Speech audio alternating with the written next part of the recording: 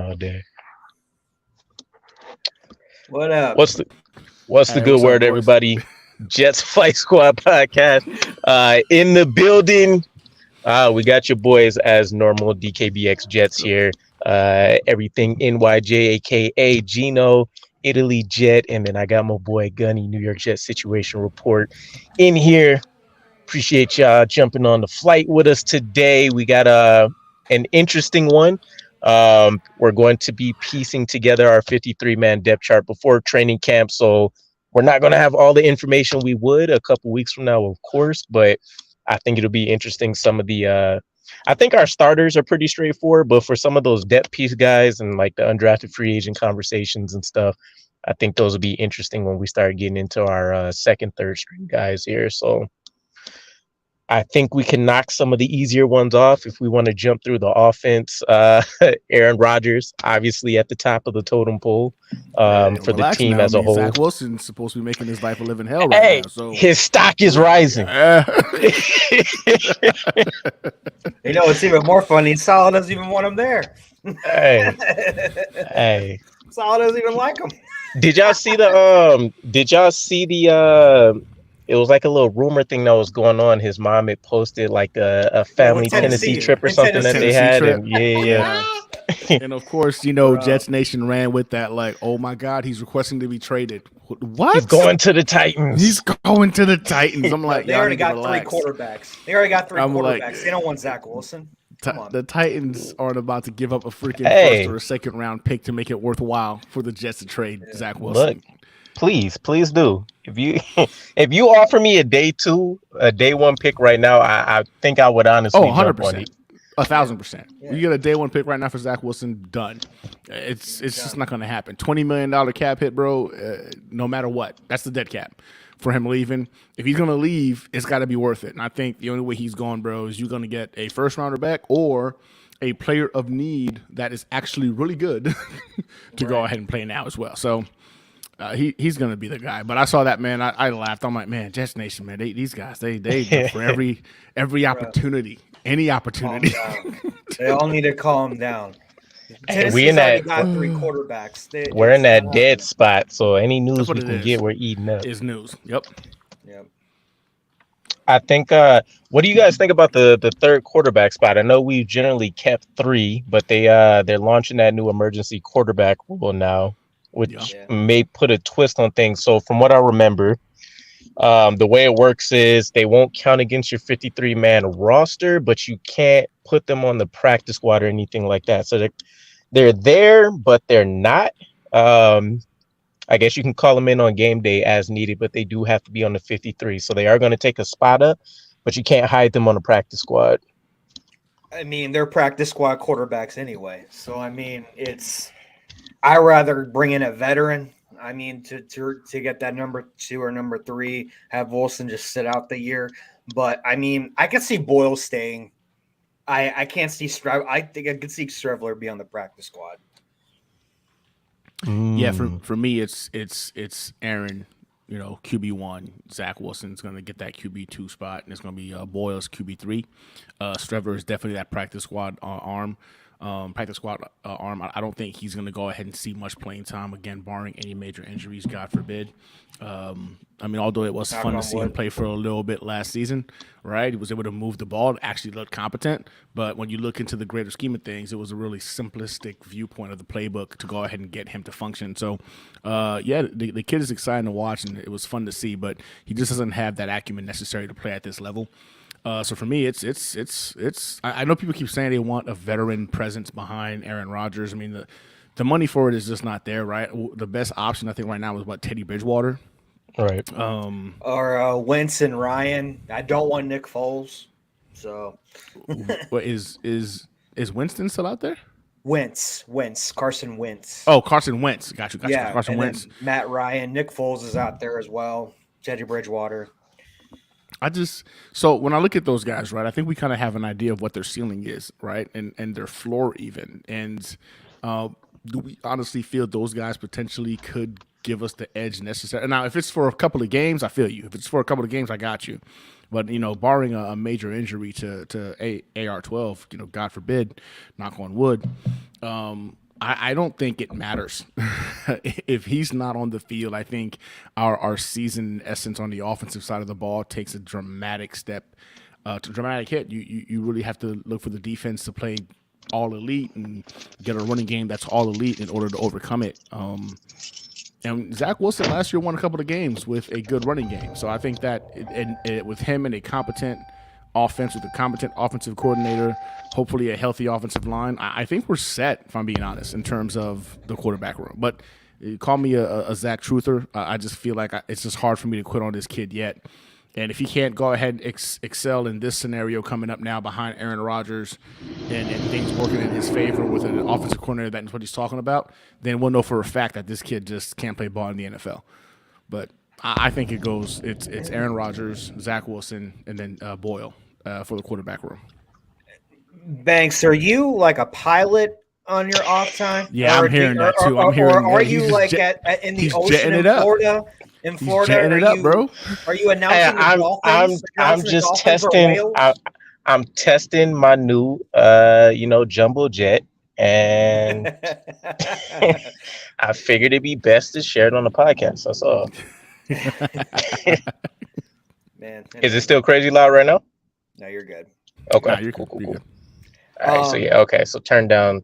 Yeah, let's not go into D3. I got you.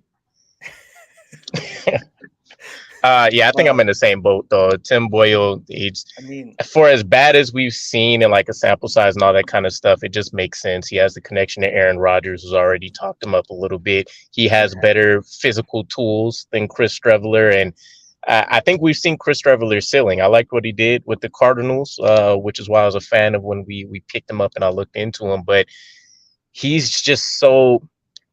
In terms of what we can do offensively, he's in a smaller box than anybody else in the quarterback room in terms of what he'll be able to actually pull off within that offense. And I think seeing that underthrown CJ pass, they could have went for the touchdown, really capped it off for me.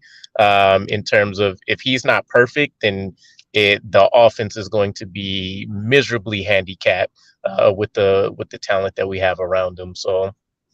I'll take the big arm kid who maybe won't be as accurate, but can make some things happen over the course of a full game if we needed him. Which again, hopefully we don't have to get down to our third string guy. So some moot conversation in my world, but it is what it is. Yeah, but at the same time, if that happens, is the locker room going to be happy about it? Are they going to be happy trying to go with Zach Wilson, how much they were pissed off at him last year? And Sal doesn't have a good relationship with them. So Boyle, we all know why they brought Boyle in, right? Hackett, Rodgers, everything. But let's hope we don't got to get it down to that point. But at least he knows the system and just go on from there. Was still a smart pickup. Ideally, so from what I think everybody was prepared for with Aaron Rodgers and seeing what happened with Green Bay, I honestly don't know if we would have signed Tim Boyle that early with the expectation that everybody had that Aaron Rodgers wouldn't even have been showing up to OTAs like that. He hasn't done it for the Packers in years. And so really Tim Boyle originally, in my mind, was just a quarterback that knew the scheme. For the most part, he was going to come in and help with installation. Where Aaron Rodgers being as heavily involved as he was so early on, I think we would have waited. It would have been more reps for Zach Wilson overall. And then, of course, we have Streveler, but I know the last couple of years we've had more arms than we actually need up until the very end anyways, just because I know we do a weird thing where like we split the fields, right? And we basically have our first string out and then we have like the second and third string guys and UDFA's taking up the other side of the field so we can kind of maximize reps across the board. But yeah, I don't know. I know we got Boyle for like pennies, but I think they would have been comfortable with the room. I know we still have another guy in that room, right? Jake Cohn or something like that. He was one of the mini camp quarterbacks that joined. I thought we picked him up with the wide receiver guy. I'm looking it up. I want to say the name's Jake Cohn. First, he's not on here right now, so I don't know. Okay, they might not have went through signing him, but yeah, I don't know. What about the running back room though? I think so. Let's say, for instance, Breece Hall, because that's going to be where the conversation really like starts and stops.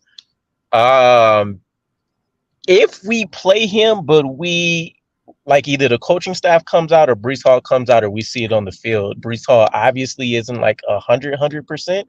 Are you still keeping him as running back one in that room, assuming we don't sign anybody else?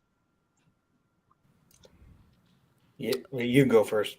Would you like to start the season? Yeah, Or so just week one comes up. right. We either get the information he's not 100% or we see it in the game like he's not 100% and they start pulling snaps. I RB1 think still? I think with Brees Hall, if he's not 100% come week one, it's more mental than it is physical. And I'm willing to take those hits early for him to go ahead and get comfortable to trust that knee and able to do what Brees Hall does. So for me, he's RB1 coming in because physically he's already been cleared for team activities. He's already been cleared medically for training camp. So like we're we're we're seeing medically and physically that's not going to be an issue, right? The only concern you have with a Brees Hall is if mentally he's able to go ahead and trust that knee, go 100% on that knee, and that's the only thing. So the earlier we get that done, the better. So yeah, for me, Brees is RB1, like from jump. Before I say that, that's hilarious as hell. Yeah, I think no matter what, if he's, I mean, I feel like that. I know what I would do, but I think the Jets would do is they would try and protect him as much as possible for him to be the RB1 because of how they handled Lawson last year. I know Lawson really wanted to get in there really quick and just keep doing it and keep rolling with it in camp. And I think they're going to try and protect Hall as much as possible until the start of the season to see where they're at. I think no matter what, he's going to be RB1, even if he's not fully healthy or if it's a mentality thing or whatever. It sometimes guys pick it up when they go in the game and it's okay. And then they feel good. Okay, I got some reps in, I'm feeling good. And then they're good. Or sometimes, like Zach Wilson, not the yips or anything, but you don't feel as confident, take them off for a little bit, have them come back on. But no matter what, I think Brees Hall should be running back one, give him a shot, see what happens, but just don't hurt him as much. Just don't make it any worse.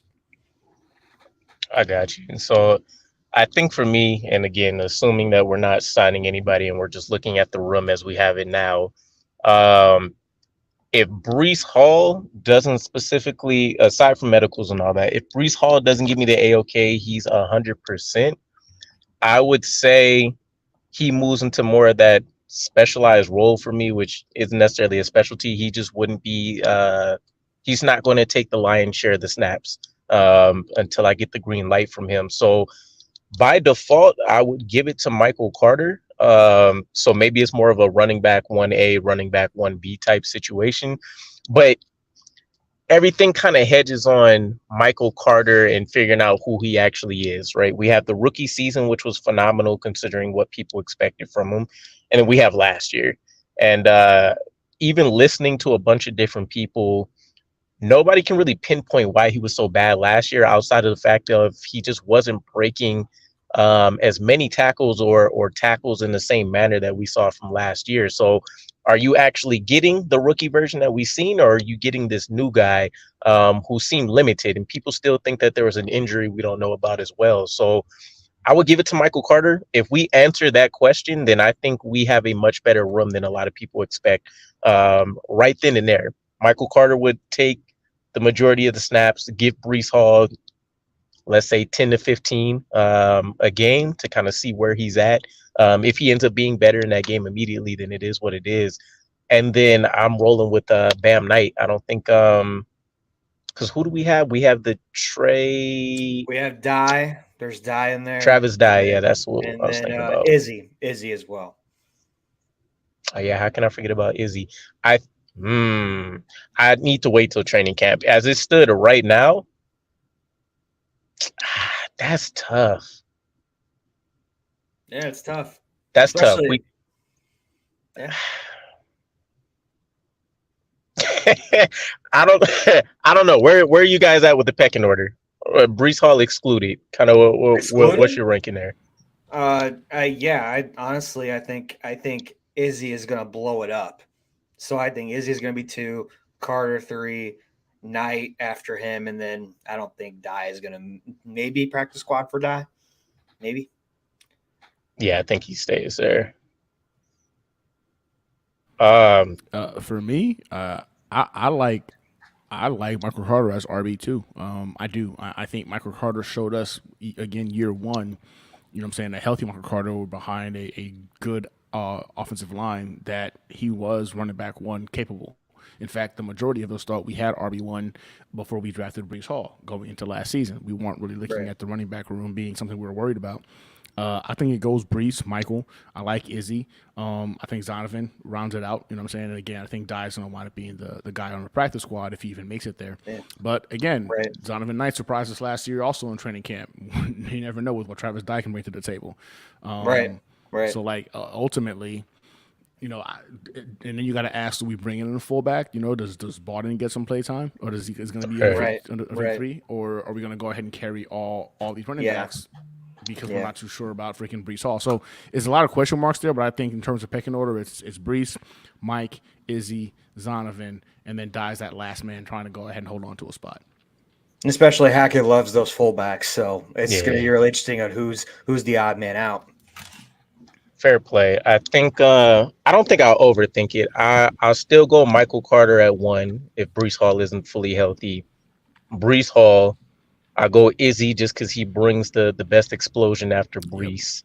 And then it would have to be Bam Knight. I don't see a way that Travis Dye unless he, rushes for over Lights 100 it up. every preseason game or something. I Yeah. don't even remember if he's still fully healthy. Is he still recovering from the ACL? Didn't that just I think- happen Who? this year? Who? Travis Dye? Travis Dye. Yeah, Wasn't that this year? it was this year. Okay, so and he's still recovering. He's still recovering, but he's practiced. Like he's still out there practicing though. So Okay. maybe a little bit of both. Maybe they're like pushing some things and maybe reserve on some things. Okay, so yeah, it's very unlikely he finds a way onto the roster. So yeah, I think that would be my particular pecking order. I still think in terms of maybe maximizing the talent that we've been able to accrue so far, I think Nick Bawden unfortunately probably gets the axe, and they actually end up going with maybe like a Jeremy Ruckert, CJ combo as like that hybrid fullback tight end. That's probably where I would go with it. I know Nick Bawden being a natural fullback is great, but I just think either one of those two guys, CJ or Jeremy, does everything Nick Bawden would do at a higher level. I agree. So, I like that. We'll see there.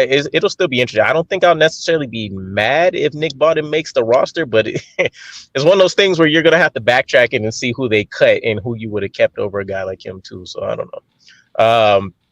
What about the wide receiver room? I think that one's probably the most sealed position group outside of like cornerback for us. You can go first, Goody. Yeah. Okay. Yeah. Wide receiver room is deep, right? Lots of names, lots of Right, bodies. right. But I think what it boils down to, I have it in my. I got a gut feeling, man. We might carry 6 guys, right? And maybe that's just me being a homer too. because No, me too. I like I'm that. with you. I like that dude Denzel, right? So I'm hoping. But then again, I look at a guy. No. But then, like real talk, I look at a guy like Jerome Cap, and I think. Yeah. I think he can surprise. I think he might actually be the dude that slides in and forces them to keep 6 receivers. So if I had to break it down, it's Garrett Wilson, wide receiver 1. I have Corey Davis as my wide receiver 2. Everybody's talking about Alan Lazard. No, I think it's Corey Davis. I think CD is a better player. The only thing that Alan Lazard has had ahead of him is a better quarterback, obviously, this past season, and health. But for me, it's Corey Davis, wide receiver 2. We got Alan Lazard at wide receiver 3. We got McCall at wide receiver 4, and then we got Randall Cobb coming in at number 5. So for me, everybody, you know what I'm saying, being a Denzel Mims one for the longest time, I think we've heard enough things right now just in OTAs that's kind of like leaning towards maybe he's just not built for the Jets, right? Maybe he's just not built to be a Jet. And with that said, I've loved everything I've heard about Jerome Cap. This kid, man, his speed, his ability to break, to go ahead and create separation, his break off the line. Like I've loved nothing but the positives you've heard about it. Saw a couple of runs he did also during the OTA. So I got the surprise guy coming in, Jerome Cap, locking in that wide receiver 6 spot, and it kind of forces the Jets to carry 6 receivers because they're afraid of losing him in the long run. Fair play. Fair play. Garrett Wilson's number 1. I 100% agree with Gunny. I think Lazard's going to be number 3, and I have Corey Davis be number 2. Yes, he is on my wall, and I love Corey Davis. That's not the reason. The reason is I just think Corey Davis is going to have a bounce back year with a great quarterback. We've seen it when Tennessee, when Tannehill was there. We did not see that with Mariota. So I think with a good quarterback, I think he's going to be just fine. I think we're going to carry Cobb. I think we're going to carry Hardman for sure. And you know what? I love Gibson, man. Gibson and Cap. I like what they bring to the table. I love Cap, the way he dekes and the way he's just so smooth after he catches the ball. It kind of reminds me of a little bit of a good Barrios when he was here. Like Barrios when he was first year, he was good. But, he fell off a little bit afterwards, which I totally understand. But Cap is going to be those guys like Tony Adams said last year, I'm going to come in here and I'm going to take someone's job. I think that's what Cap's mentality is going to be coming in. So I would take Gibson, Cap, Hardman, Cobb, Lazard, Davis, Wilson, Mims. I'm sorry. I think you could be better somewhere else, or maybe the XFL might call you. I don't know. But, yeah, that's me. For sure. Yeah, I'm mostly in the same boat. Only one surprise. You mentioned one of the names already. So obviously Wilson at the top. Corey Davis is also my number 2. He's been our biggest big play element, even over a guy like Garrett Wilson. When you just look at purely air yards, big plays, catches being made. Obviously Wilson's a better yak guy for the offense, but Wilson, Corey, Alan Lazard, 3. I think Mecole Hardman will have a bigger role in the offense over Randall Cobb, even though Randall Cobb may be the primary slot guy for us. But either one of those two exchangeable at 4 and 5. And then for number 6, for me, I kind of went back and forth. I also really like Cap, but Xavier Gibson, I think he can find a way early on to win in the slot. I know at this point he's kind of going to be like the third slot guy, and that's purely what he should be for the most part. But I do think he has some ability to win on the outside since he dominated his conference. And I love his return ability. 4 punt return touchdowns over his career isn't anything to scoff at. And I like that. I like it, the ability it gives us to not have to force Mecole Hardman in that role too, who also has a little bit of an injury history. So I would try to sneak him on for that. It'll give us another little bit of an edge too, if we can maybe capitalize on some special team plays for us. Especially since we haven't really done much in the punt return phase for a while, minus Barrios' all-pro year. So I would hope we could sneak Cap onto the practice squad that way, unless he blows up over preseason. But more happy with, I just think Xavier Gibson, we could probably squeeze or roll out quicker in year 1 for him. And then slot receiver is going to be a position that's going to need a primary guy next year anyways. Mecole Hardman could be a toss-up on a 1-year deal. Randall Cobb could retire. Rodgers can try to build that chemistry right away with them. So I think I'd slide his way. But we got a lot of guys. Hey, I wouldn't be surprised if any of the undrafted free agents made that 6th role over Denzel. Though at this point with Denzel, I'm only pissed that we didn't capitalize on some of that rumored trade value that he had last year. I know it was only going to be like a round 6 pick or something like that. And I can't remember which team was interested. But yeah, he just seems like a goner, and I think we saved like just under 1.5 million or something when we cut him. So give us a little regular season emergency savings fund in case of injury. No GoFundMe's. Yeah, at this point, he's definitely looking like he's destined to like hit the XFL and have to rebuild everything from the ground. It's so sad. I hate seeing that wasted talent go to the wayside like that. But I mean, the guy has a catch rate below 50%, like almost every season other than his rookie year. And I think his rookie year was only like 66. Like you can't survive in the NFL with that. Hands are trash. But nonetheless, tight end room seems pretty much locked up too. The only surprise I have with this one is that I've been saying for a while, I think Zach Kuntz could be one of the only rookies this year that maybe gets cut in year 1. But I was doing some research and like double checking some things. Joe Douglas has never actually cut a draft pick in his rookie year. He's always stashed him and gave him a year to develop. So if I'm building my 53, I'm including all of the rookies by default, which pisses me off because I'm not actually as big of a fan of Carter Warren as I'd like to be. But yeah, I think we end up keeping 4 in the tight end room just because they're not going to want to lose out on what Zach Kuntz could be down the line if he can actually get developed. You said the words right out of my mouth about Joe Douglas. I think Yeboah is going to be gone, maybe practice squad, but I think Kuntz, I think they really want to try and develop. Have you seen all the players that they've had in the past that they kept? Ashton Davis, Johnson at running back. I think they're really going to try and do something in year 1, and year 2 is probably going to be the decisive year. But I think it's easy to say Conklin's number 1, CJ's number 2, Ruckert's number 3, Kuntz is number 4, and Yeboah is practice squad. I mean, yeah, I agree 1,000%. I think Zach Kuntz' upside in terms of his ceiling, in terms of his athletic freaking ability, is just off the charts. It's one of the things that made me wonder about the fullback position, right? I feel like the ability to go ahead and put a guy like Jeremy Ruckert at the fullback position puts a lot of your best players on the field at the same time. And that's one thing that I was kind of thinking potentially could be an option, alternating some of that tight end talent to the fullback position in order to go ahead and get your best guys on the field, which is why I had this little thing about Barton that he might not make the 53-man, but I digress. But no, ultimately, CJ, Tyler. Actually, I got Tyler, CJ, Jeremy, and then Zach Kuntz in that order, being our tight end room. And I think Kenny or what was it?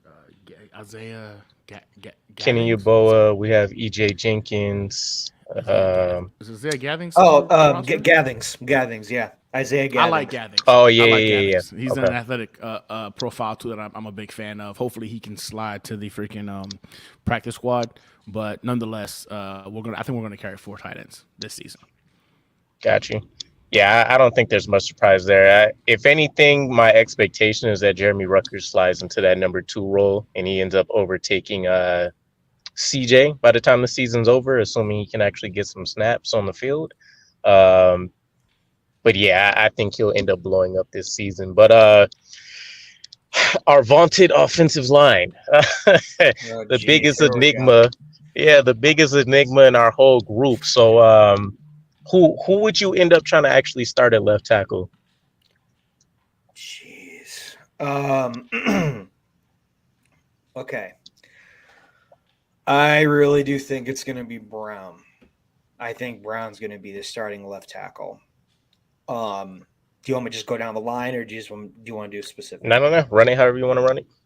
I think Brown's going to be the starter. Left tackle, left guard, it's going to be Lakin. I really do think Joe Tippmann's going to be our day 1 starter at center. I like the upside with this kid. And I love our backup. And I think Connor McGovern's going to be our backup for that. I love the ceiling that Tippmann has. He's already got a good relationship with Rodgers. He went to Wisconsin. I love the guards, tackles, everything about that O-line with Wisconsin, how they develop. So I like Joe Tippmann.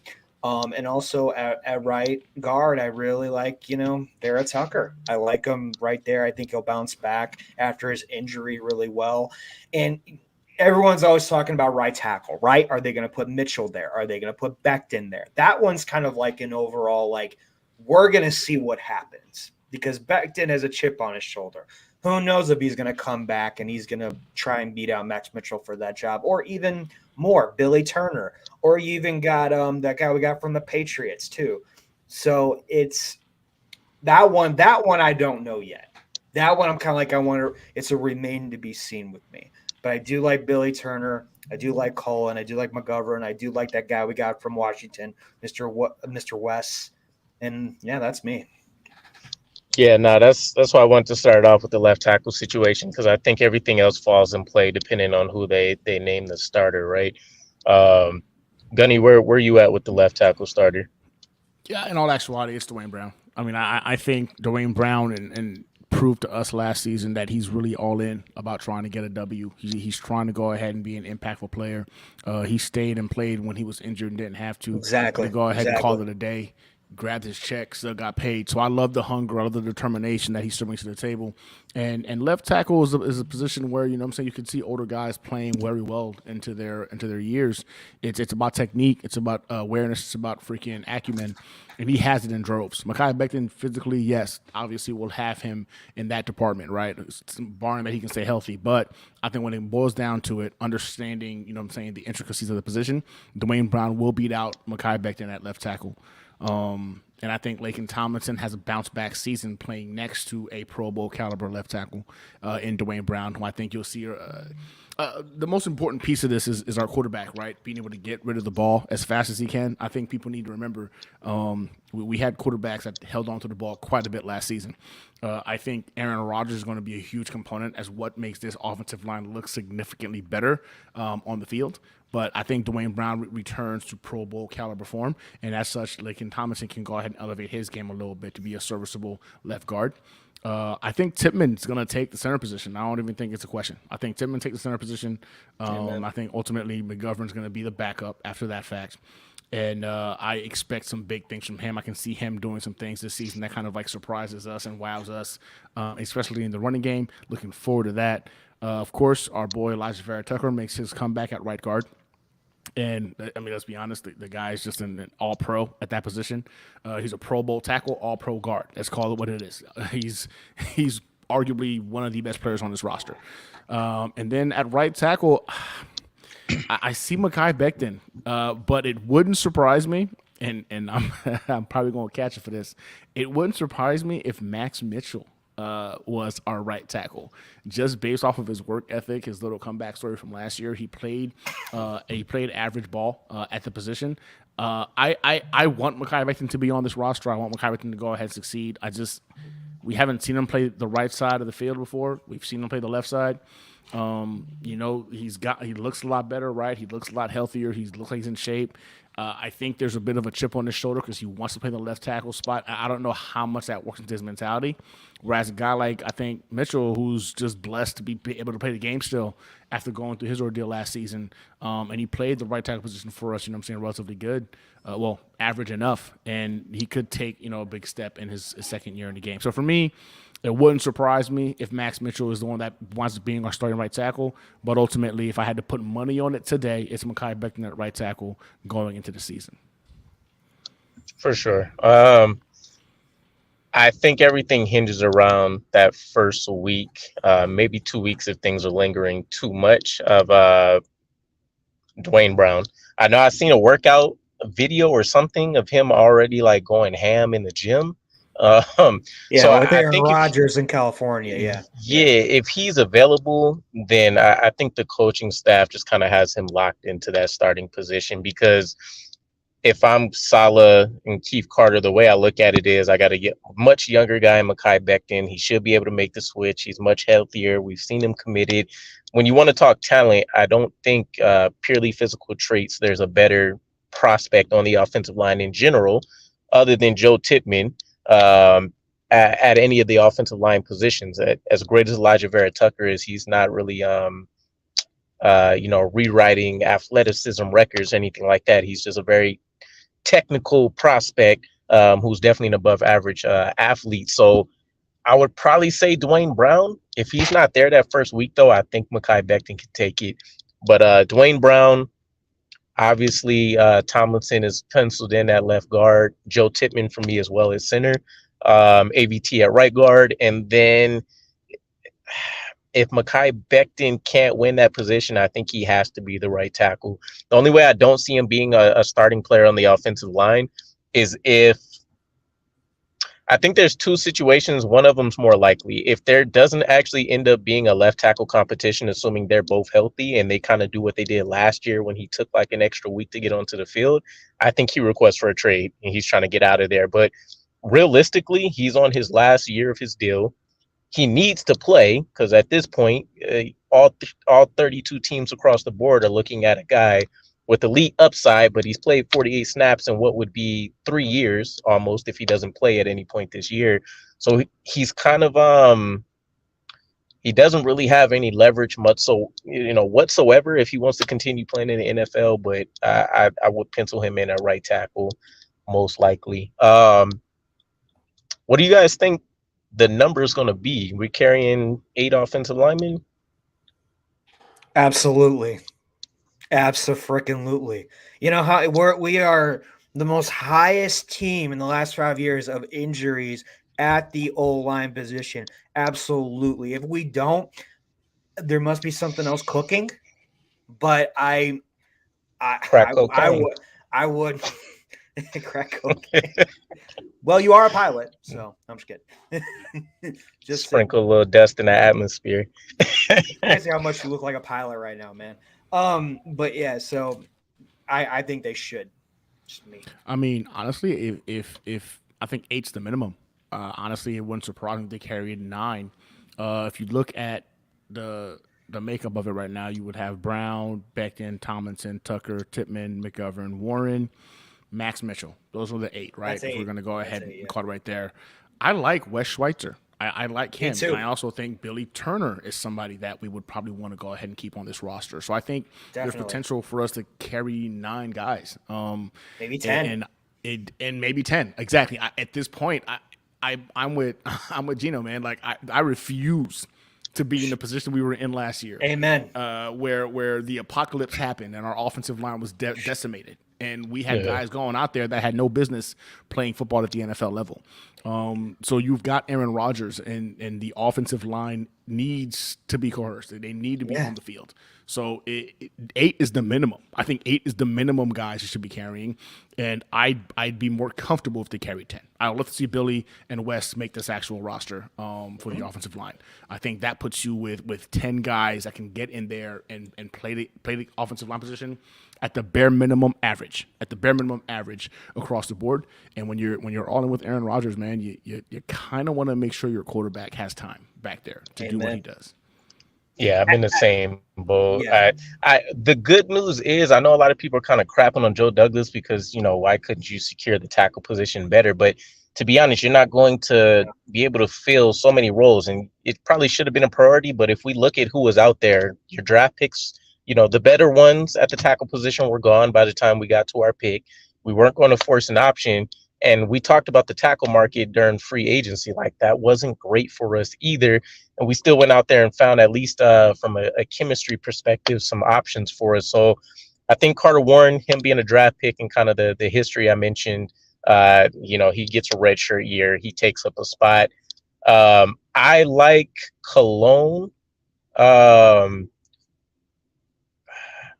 Schweitzer I can kind of do without, but Warder, Cologne, McGovern for sure, and I think Billy Turner because I heard this actually on X Factor when they were breaking down some of the prospects. Billy Turner, from a film review perspective, he plays better as like an actual guard than he does a tackle, but he has the versatility. He's not terrible at the tackle position, so he'll give you some clean spot duty snaps. So I think that may give you the best versatility. A lot of guys that can play some center, a lot of guys that can play some guard, and then a couple guys that can kind of do both. Oh, crap. I didn't even mention Max Mitchell in that. It might end up being 10. It might actually end up being 10. Yeah. That's crazy. I mean, I don't want to go through what we've been through the last 5 years with the offensive line. I give credit to Joe Douglas picking up these guys because for the first time, I think we got some depth. I think it's actually looks nice. If someone goes down, someone can fill that slot. I'm not really as worried. I just feel like we do have a lot of older guys, and I get that, but I don't even see Carter Warren here right now. Like, Carter Warren could be the guy to go. Who knows? Yeah, I'll be surprised when I looked at it and I realized he never cut a guy in year one. Like, if Zach Kuntz doesn't go, I'll be surprised if like anybody else on that team goes. Zach Kuntz arguably has the worst skills out of any prospect at their own position on the roster. You just look at what he can do on the field and you get very excited. So I'd be surprised if it was going to happen anywhere else, though. I would probably say it's going to be Carter Warren. Like, I don't know. I still want to go out and check some more things because I'm only leaning on like 2 or 3 guys in a couple of the games that I got to catch from him. But he maybe taps out as like a DeBrickashaw Ferguson, which isn't the worst thing. But obviously you like a guy with like a higher ceiling. So His injury history doesn't help him, comparing him to a guy with an Iron Man streak either. So we'll kind of see, but it is what it is. Defensive line, though, this is where I'm kind of excited to see what happens, because this is our best defensive line in terms of we have guys capable of matching up for any football situation, any down and distance. I feel like there's a a perfect alignment that we can basically assemble and throw out there to be able to handle those kind of situations. So what do you guys make in terms of building out your edge and defensive tackle prospects? You can go first, Kenny. You're on mute. In all actuality, as I look at this, when I looked at the roster preparing for this, man, I was just like, God damn it, we can carry 12 defensive linemen. Like Dude, we can legitimately carry 12 defensive linemen, and I'm like, all right, let's do this the right way. You can only do 10, right? And Right. I mean, we had 11 last year, right? Yeah, we had like 11. We last did. year. We did. I keep taking into consideration the offensive line component being as important as it is, and that's why we got someone. It's got to come from somewhere. Somebody's going to have to take an L, and the defensive line by far is our deepest unit. It's our deepest unit.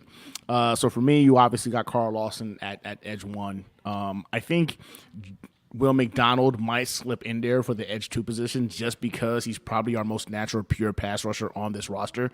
Are you saying a backup or like opposite from Carl Lawson? Opposite from Carl. So each edges. I'm giving you each edges right now. In the interior, we got Quinnen Williams, we got Al Woods as our starters. Now, Jermaine Johnson ain't going nowhere. Jonathan Franklin Myers ain't going nowhere. Michael Clemens definitely ain't going nowhere. I love me some Bryce Huff. Then you got Quentin Jefferson. I think that puts us at 8? Yeah. You're at 8. No, it's 9. That's 9. All right. 9. So then after those because he mentioned Al Woods first. Al Woods. Yeah. So after those guys, we're talking, I think it's Solomon Thomas, Isaiah Mack. Tanzel Smart, Spencer, Alexandria. Bradley Anaya if he comes back. Yeah. I didn't even think about that one. Oh, my gosh, bro. So I think you can keep one more of those guys, right? And if I had to keep one more of those guys after Quentin Jefferson, I like Tanzel Smart, man. I like Tanzel Smart. I think being a defensive tackle, adds a little layer of depth into the interior. I think our edge presence is solid. Solomon Thomas, great dude. I think he's a great dude, but in all actuality, he's not one of the top 10, top 11 guys on this roster. This defensive line is that deep, where even a guy like freaking Solomon Thomas, I think, great as he is, he doesn't have the ability to go ahead and penetrate this level of talent on the defensive line. So for me, my 10th guy is going to be Tanzel Smart. Now, if we get to keep 11, then Solomon Thomas would jump in purely more so based off of his versatility, playing edge, playing defensive tackle, and that leadership presence you bring in to kind of like round out this defensive line room. So I guess our odd guys out would be Isaiah, Spencer, Alexandre, and that's it, right? That should be it. The last Bradley and I, and Bradley and I. So is he on here? On the team. He's on IR right now. I think he tweaked something in his knee or something like that during I didn't see him when I was looking at the Jets. Yeah, I didn't see him. Review. Yeah, me too. Yeah. Huh. Oh, okay. No, I agree, but I know you like Al Woods better as a starter, but I think Jefferson might be can pop in as a starter. But I do like Franklin Myers. I do like Quinnen Williams, Jefferson, Lawson. So that's 4. McDonald, Woods, Jermaine Johnson, Huff. But here's the thing with Huff. I think he's going to be traded. I know it's a long shot here, but I just can't see him staying here really long, even though I want him here. I really do want him here. But I could see that being a trade proposal eventually, even though I do want him here. I do like Tanzel Smart and also Michael Clemens. I think Spencer, Alexandra, and Mac, and the other guy, I think they're gone.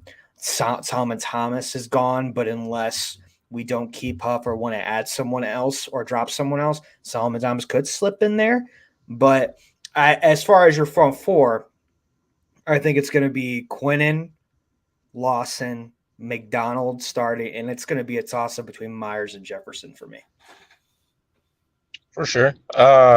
Yeah, I think the pass rush speaks volumes, which is why we're always assembling this talent. So I would definitely put Quentin Jefferson over Al Woods, like the starting get up. So I would imagine, and I'm giving a lot of value to guys that have already played in the NFL. So I would love to see Will McDonald be in that starting unit. And we'll see what happens once Pads comes on. But I'm going to trust in Jermaine Johnson and his development this year. So I'll have Carl Lawson, Jermaine Johnson out on the edges, Big Q, and then Quentin Jefferson in the middle. Backing them up, I would probably say is going to be Michael Clemens, who I think sees more interior snaps than on the edge, to Quentin. Al Woods, of course, behind Quentin Jefferson. Will McDonald as, I guess, edge 3. Bryce Huff is edge 4, which gives me 8.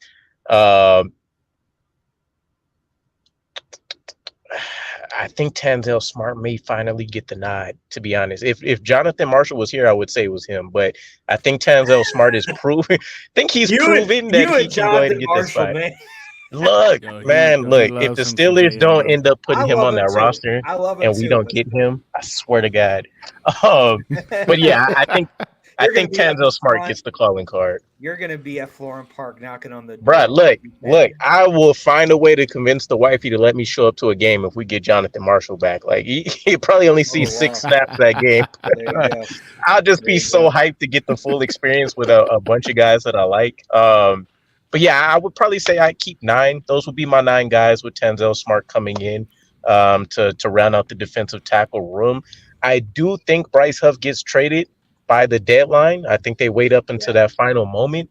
And this is purely from a cap perspective. I know we want to go all in and stuff like that, but you also want to try to ensure you can maximize the next year or two of Aaron Rodgers as well.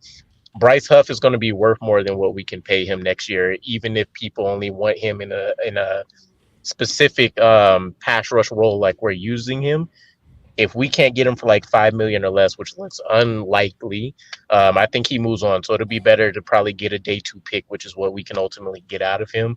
And then I'll move a guy like Bradley and I into his place, who I was impressed with last year too, and he just he didn't make the cut. So it maybe moves up the developmental clock for a guy like Will McDonald, for example, a little bit sooner, who I think will be a better version of Bryce Huff as an elite pass rushing specialist and more capable of handling the run once he packs on some more muscle. But that's where I'm going to go with it. Man, that's going to be crazy. So just between our offensive line and defensive line, we're eating up 19 to 20 spaces. That's nuts. Yeah, we're going to end up lacking somewhere. I got a feeling if it plays out kind of anything close to the way we have it right now, we're probably looking at like a cut in the safety room, and we keep 3 guys instead of like 4.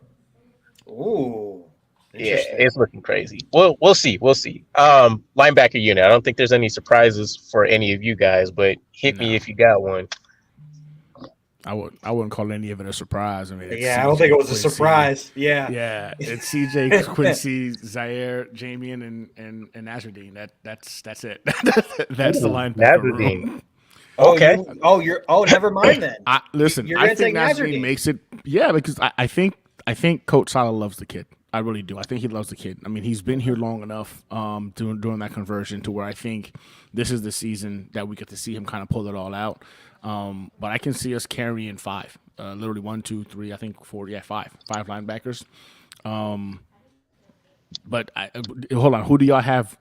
Y'all only doing 4? Who do y'all have? I have 5, but it wasn't Hamza. So I guess I did have a surprise. Yeah, I did 5 too. Yeah. Yeah, so for me, Nazardine gets the billet because of the fact that Coach Sala has continuously talked about this dude. And at the end of the day, you love your guys. You love your guys, right? Like, this is a guy that was drafted by Joe. This is a guy that Coach Sala stated from jump he's going to turn into a linebacker. And apparently the game has slowed down a little bit for him. So I think that at the end of the day, he's going to wind up taking up that last spot. Call me a homer for it, but I think that cool. Coach Sala wants to keep one of his dudes, and that's why he winds up taking that last spot. Bet. Ooh, who's your ooh, fifth? ooh. So there's no question. Quincy Williams, Mosley, they love Sherwood so much. I think he's gonna get a starting role. I can't see us getting Quan. Maybe at the last minute we get Quan if Huff's not there. You never know. But I would like that. But I'm just going on the three right now with Sherwood, Mosley, and Quincy. Definitely Zaire Barnes. I'm kind of intrigued with Zaire. I want to see what happens. But I think Malik Hall. Call me You crazy. bastard. That's my guy. I love Yeah. Malik Hall. Olbrook loves Malik Hall. The linebacker coaches love Malik Hall. I think Malik Hall slips in over Nazardine. I do understand Gunny's point, but I think Malik Hall, the film that I've seen from him, I love it. I'm on board. Yeah, Malik Hall was definitely my choice too. I won't be mad if Hamza Nasruddin makes it whatsoever, but I don't know. When I take a look at it, I know Hamza has been a pretty. He's not upper tier. Like Ashton Davis has played more special team snaps than him, Yeah, but I can't see him finding his way onto the field and making a significant impact with 10 snaps, if that, a game. If he's even active, for the most part, assuming he can make it to be one of those key special teams guys. yeah, Malik Hall feels like the better bet to have that bottom totem pole player in the linebacker unit. Elite upside. The speed is crazy. He's definitely up there with like Quincy in terms of his ability to move around on the field. And I just love what he's been about, what he's done at the college level.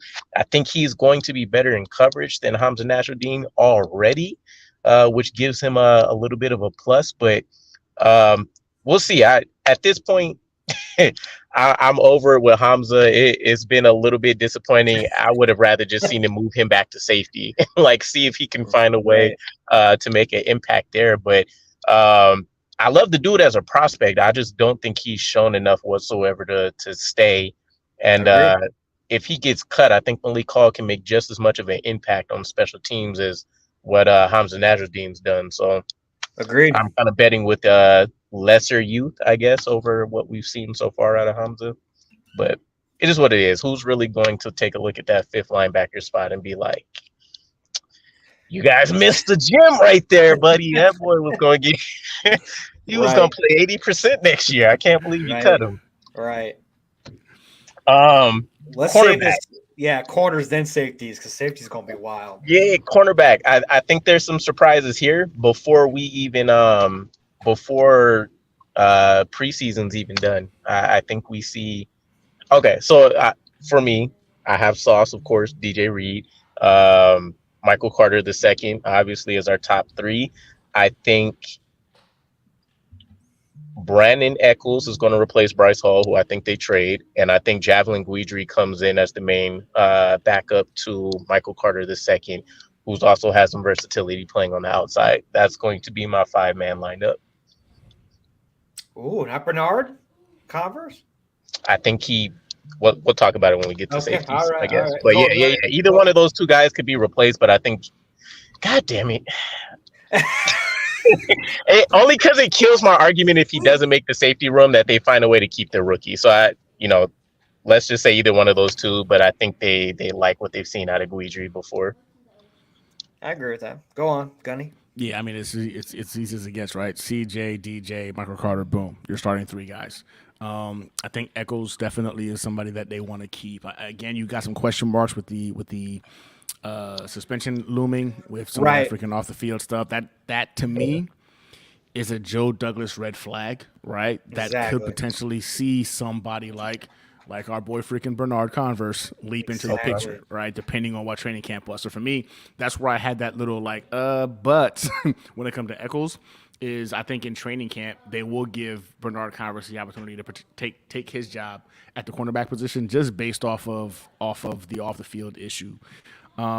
Justin Hardy, I don't think he's going anywhere. I think he's secured himself as a special teams guy. So for me, I got Sauce, Carter, Eccles, and yeah, I think Bryce Hall gets traded as well. And I know somebody said you said Guidry. Guidry, yeah, Javelin Guidry, yeah. Javelin Guidry. I don't know, man. I got a feeling this is probably because that'd be what 1, 2, 3, 4. You already got like 6. It's going to be tough. We're either going to lose a core special teamer in Hardy, or we're going to lose a draft pick, or we're going to lose somebody in like Guidry, who we've at least seen had success before. You know what? I'm gonna go with Sauce DJ, Michael. I'm gonna go with Bernard Converse, Hardy, Gidry. Bryce Hall gets Oh, traded. you got Brandon 6. Eccles. Yeah. Yeah. I think the safety Mm. room is gonna be where it gets limited. I couldn't agree more. That's exactly what I was gonna say. Yeah. I think Eccles is in trouble. I think that's I one of think the he red is. flags that JD like always has preached since day one he's gotten here, and it's just him. That's just the way he handles everything off the field and on the field. So. Yeah, I think Eccles is out, man. Out, unfortunately, because I love Eccles, but yeah, I think Converse and Guidry make it, man. That's tough. Okay, so question, and then we'll jump to the safeties real quick. But do you guys, you think Hardy finds a way to make the case to be on special teams solely again with playing 0 defensive snaps over a guy? I get Brandon Eccles' history, but from what I know, or at least his off the field incident, from what I recall and know, it was a DUI. I don't think he killed anybody. It was like a minor accident. Yeah. He Yeah. took some kind of course to correct whatever the Yeah. drama was. Yeah. And then it's only a 1 game suspension. So you pick a guy like that who at least had, what was he, our CB2 in 2021 with Bryce, over a guy like Justin Hardy, who's, I don't want to say he's going to make a minimal impact because I do value special teams pretty highly, but can you make the case for him staying on the roster over a guy like that again, who at least will be able to see the field? Yeah, because I Yeah. think what it boils down to is yes, special teams value was up there, but he made plays last year that mattered. You know what I'm saying? Like we don't get that ball back for us to win that game in Cleveland without Justin Hardy, you know what I'm saying, doing his thing, right? Like Right. not to mention his leadership, man. The dude brings that you know what I'm saying, intangible factor to the table. Joe loves that. And Coach Tyler loves that. And I think he stays on this roster purely based off of that aspect. Special teams and the intangibles, leadership, and of course his ability to go ahead and do his thing on special teams, make plays. So yeah, man, I just think, I know it was a minor incident. You look at Joe Douglas and what he's trying to build, man, and I think Agreed. I Yeah, I'm think with you. that's going to make Eccles' job a little bit more difficult this training camp. And I mean, I'm not saying he gets chopped, but I'm just saying like he's going to have to ball out if they see Converse being able to give them even slightly, you know what I'm saying, level of play from Eccles. I think he takes his spot because of that off the field. Facts. And not Fair only that, I'm going to say this again, and I stand by this. Two reasons why Morstead came to this team. One, because he feels like the Jets are ready to win now. And Hardy, they had a great special teams relationship True. in New Orleans. Yep. That you can't just do that. You can't just split up that connection. I think it's a great move. I think Hardy stays. Fair play. Yeah, I have nothing against it. I don't know. There's so many players this go around for special teams that kind of could be in the same position, right? Like we mentioned Xavier Gibson and kind of what he can offer if he makes the wide receiver room. You have Justin Hardy. You have to think about the guys we talked about, like Hamza Nasruddin, Zaire Barnes, some of those guys. We'll see. We'll see. I won't be mad at it having a pro bowler at the special teams level on the field.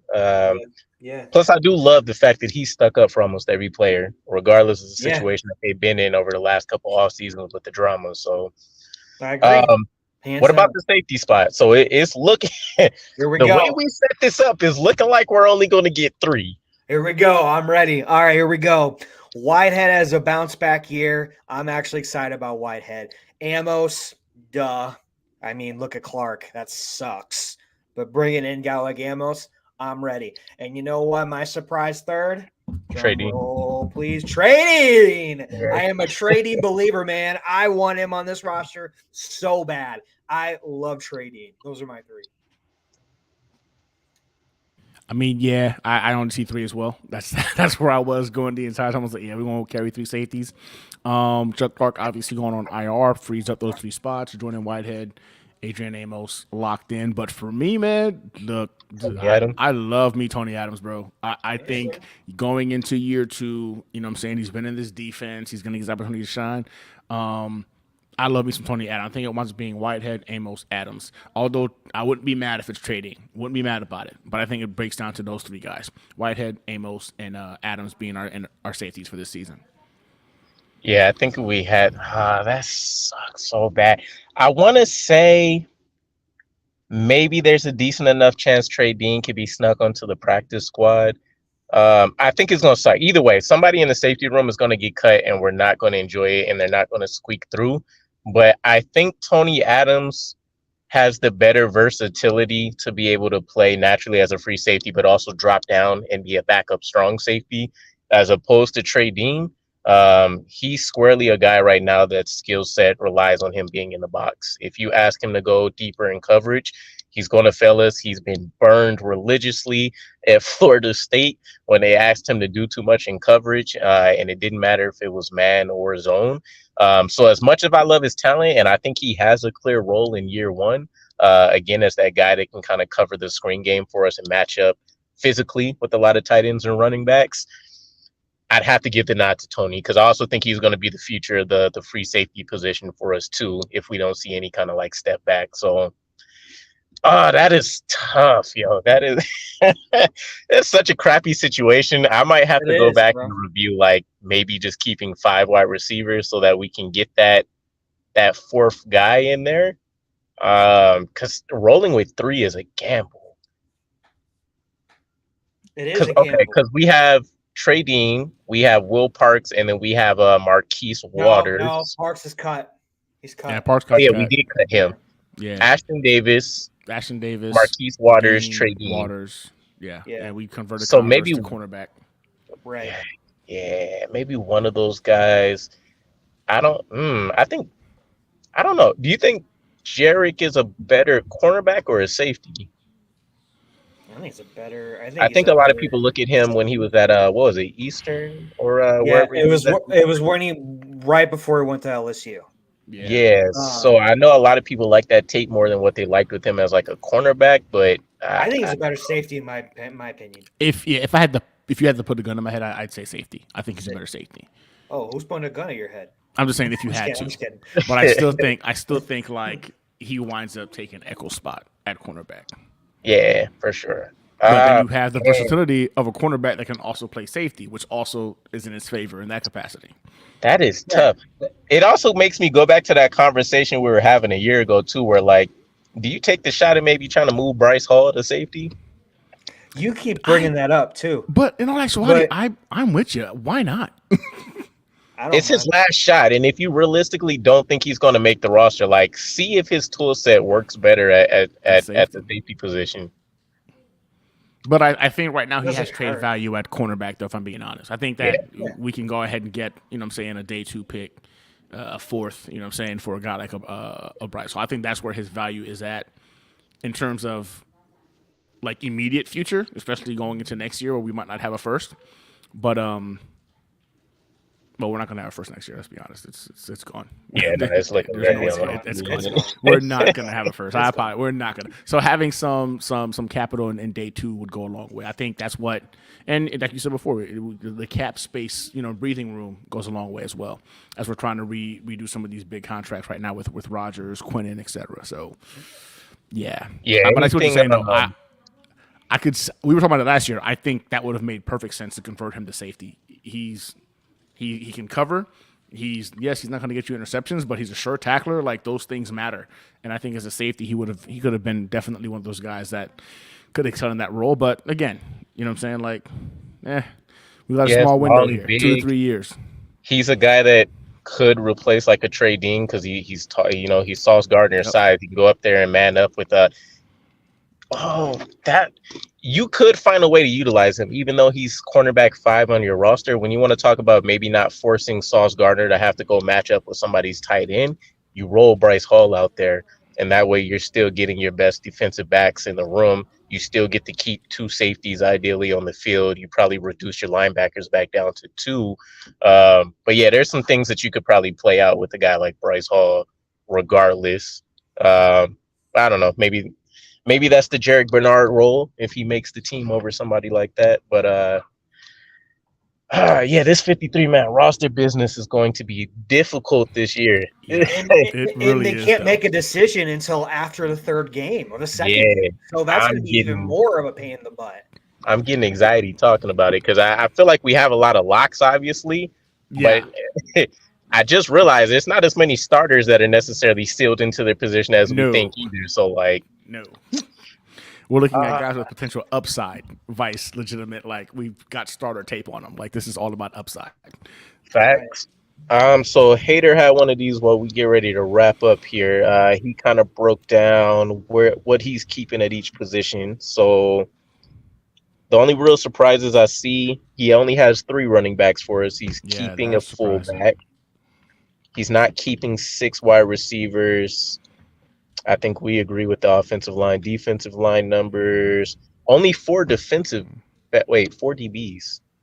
I guess 4 safeties. I guess because he has 6 cornerbacks. 5 linebackers. So we sacrifice a running back and a wide receiver and potentially an offensive lineman to keep an extra cornerback and extra safety. And I don't know where the extra position went. Maybe D-line? Oh, yeah, because he's keeping 10. He's keeping 10. I agree. I mean, outside of the running back, because they're bound to get banged up. I think running back, you try to keep 4. I think, like we talked about, there's a way to reduce the fullback. I mean, I guess the question would be, just looking at this, how big of an impact do you think your wide receiver 6 could make? So that's my case for Xavier Gibson in his special teams role. Defensive line, enough of those guys are going to eat. I think the lowest guy that we had was playing Jermaine Johnson had 34%, Michael Clemens had 33%. I think Solomon Thomas had 36, something like that. So all of those guys are going to eat to some degree. I still say 3 safeties though. You got the 4 safeties. Yeah, I think that's 6? Where the number is going to trend. I don't know. I think you get at least one of our safeties on the practice squad. So you have an emergency option there if somebody gets hurt, and then you still have some of the guys in the cornerback room that could play safety as well. Safety, yeah. I mean, I don't hate it, but that running back position specifically makes my stomach twist a little bit. I don't want 3. I can't do it. I need 4 to me would be the minimum. It's too many question marks. As much as we love Breece Hall, the injury, we need to see a couple games. Michael Carter, we need to see which version we're actually getting. And then even with Bam Knight, he has some exciting games, but he's not really getting enough. I need 4. Now you bring in a Dalvin Cook. I could do 3. I could do 3. But and those three, I'm telling you right now, it'll be Breece, Cook, and Izzy. Yep, 100%. Breece, Cook, Izzy. Michael Carter would get traded, and Bam hopefully makes a practice squad. Maybe. Yeah. I mean, somebody's going to get snatched up if we sign Dalvin Cook and we can't trade one of the other guys. Michael Carter, obviously, he's trade value. Bam, I think Gunny mentioned this before. If you just want to take a look at, pure stats and, baseline level stuff, he had a couple 100-yard games on a bad offensive line. They're going to look at that and be like, juicy. Run me that. Facts. Damn, man. I'm just happy I'm not making these decisions. Just saying. Yeah. Joe Douglas got his work cut out for him this season, bro. He got his work cut out for him. I can't wait to see if we get any new waiver wire additions and all of that maybe surprises and replaces some people we will. Because 100%. As much as I hate it, it's also been more fun seeing who's making the practice squad lately, because those are generally borderline I don't want to say starters, but either borderline backup level guys as opposed to guys that shouldn't even be on the field like we've had in years past. But yeah, I need to know where they thought the level of importance was in some of these guys that are on here. I think this will give us our biggest clue.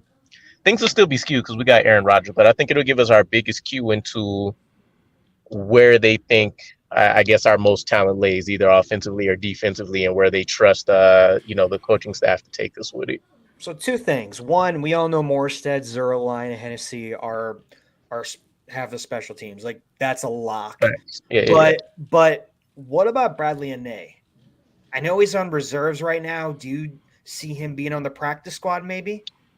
I think he's destined. I think he really likes being on this team. And if he's going to get a shot with, like we mentioned, Bryce Huff potentially a trade candidate. Maybe a guy like, I don't know, Solomon Thomas not making the roster if you choose to have more edge guys than DTs. Like, I could see him getting called up for sure. And I was comfortable with him last year. I would have honestly probably put him at the bottom somewhere over a guy like Solomon Thomas anyway. So I'm not mad at it. I don't know if I know they have some rules around it. I don't know if he's even eligible for our practice squad again next year, though. It is what it is. I mean, yeah, like if we lose Bradley and I'm not gonna cry about it. No, Our me defensive either. line is so deep, man. I just Yeah. I look at the defensive line. I'm like, yeah, cool. I see where you're coming from. I'm just like, but if he can't cut, if he's not on the roster, the only people that I would cry about if they weren't on the defensive line literally kind of like stops at like worst case scenario. I think Quentin Jefferson. I think if I'm like, man, what are we doing? He was one of the best. Like that's probably who I'd be a little upset about, right? Like other than that, if they tell us tomorrow Solomon Thomas is cut, all right, I get it. Tenzel Smart, I like him, but all right, I get it. You know, like this group is so deep, man. Like, all right, sorry, Bradley. I mean, yeah, last year we loved you. This year, you're just, a little bit of icing on it. Maybe the sprinkle on the cake because we've got dogs on the defensive line right now. He's a filling in the cannoli. He's a filling in the cannoli, and I didn't eat it. You know what I'm saying? Like, I would trust anyways. Like, I wouldn't be worried about losing any of those guys. Like, I remember when we, got the news that we got Isaiah Mack. I was like, okay, interesting dude. We'll see what we can do. Like, we're gonna find a way to pick up some guys that will be intriguing, like a year down the road when they can find a shot. So when it comes to any D-line prospects at this point, I'm not stressed. If I don't think they're gonna show up on game day, I'm not in the least bit worried about it. Unless his name is Jonathan Marshall. We don't find a way to get my dude, and he don't take Oh, jeez. Hey, this man loves some Jonathan Marshall, bro. Hey, that's very really adamant about that. He may follow his path. He'll get a year to get developed, and if he can't show that he can actually make the roster and do some things, he'll get chopped in year 2, and they'll try to sneak him onto the practice squad. But yeah, Jonathan Marshall's my boy. I was just checking him out yesterday. I was like, let me see what the Steelers are thinking right now. Oh, jeez.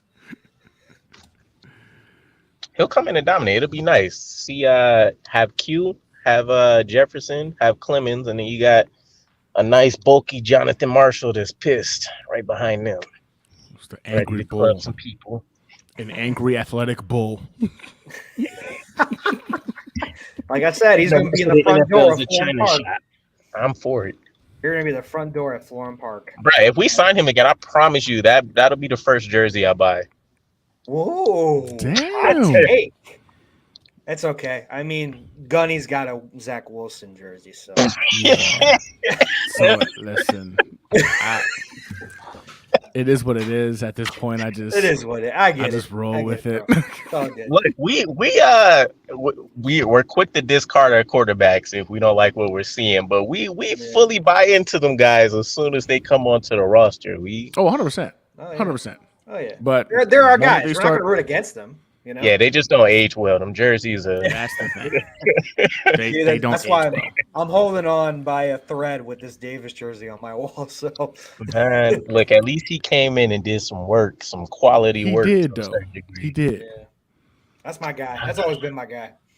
So, well, I guess we'll see how these predictions age for us in a couple weeks. We got what do we got? I think training camp kicks off on the 20th, right? Correct. Yeah, next week. Here we go. Is it next week? Yeah, next 10 week. days counting. Yeah, next week. Next Thursday. Ooh, shit.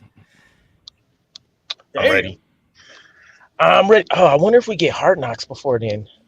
I mean, they have to. They got to be there at training camp. I mean, they got to announce it. I would assume they announce it this week. Now, I know we've been saying this for a while now, but really, though, like, training camp's next week.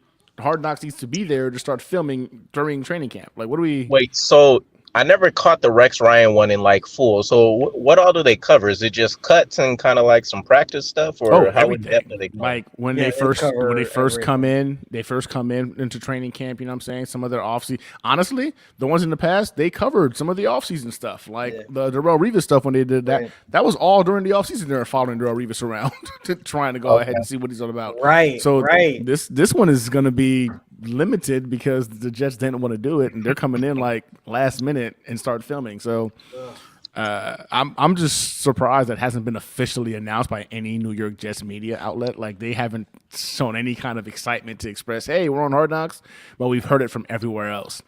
I'm wondering if they're just kind of hoping something, somehow, some way, things kind of fall off. Right.